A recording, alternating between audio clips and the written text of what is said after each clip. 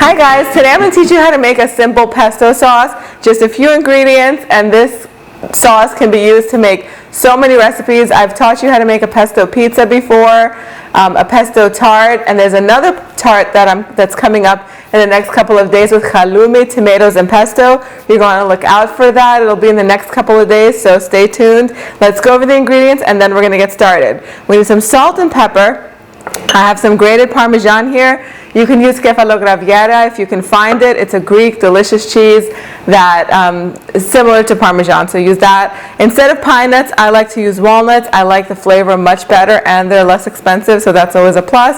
I have some basil soaking in water, fresh basil, 1 peeled garlic clove, and some really high quality extra virgin cold pressed olive oil. I like to use Greek olive oil, especially Greek olive oil from Kriti. If you can find it, use it. It is superb. Now, I'm going to strain the water out of my basil, but before I do that, so I'm going to chop up my garlic clove in here.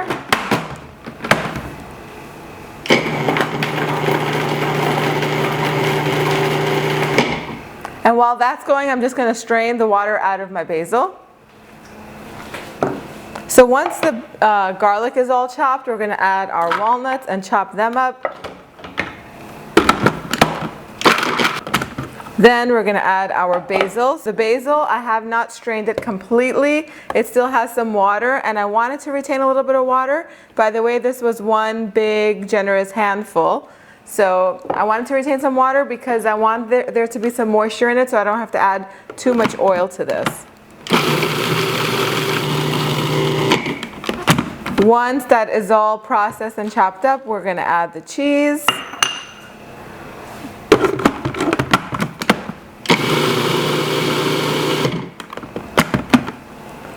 And I won't add salt until the end because Parmesan is quite salty. I'll just add a little bit of pepper. And then I'm going to stream the olive oil in until the sauce is very nice and smooth.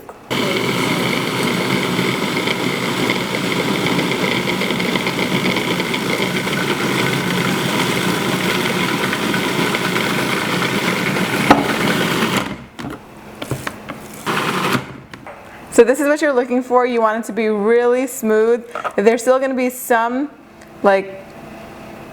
coarseness from all of the ingredients. You can smooth it out as much as you want.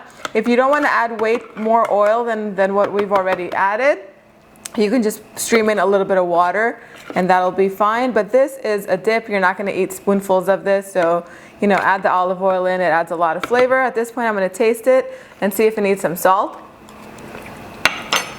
And it sure does. I'll put a sprinkling of salt in here. Give it another whirl, then I'll transfer it into my container. So the pesto sauce is completely ready. I put it in a nice jar. It stays fresh in the fridge for quite some time. But if you're like me, I put it in everything. It doesn't last more than a few days.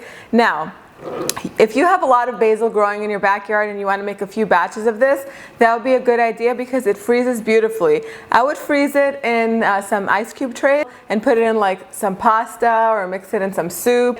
It's delicious in so many ways. Also makes a beautiful gift if you're going to somebody's house because honestly the best hostess gifts are the ones that are made. They're made with love. They taste delicious. So get this recipe. Go on the website www.dimitrasdishes.com. Let me know what you want to learn how to make next. Also let me know how you like it with the walnuts instead of the pine nuts. And let me know what your favorite recipe to use this in. Also you're going to want to stay tuned for the tart that's coming up in a few days. Thumbs up and subscribe if you haven't, and I'll see you all next time. Bye everyone.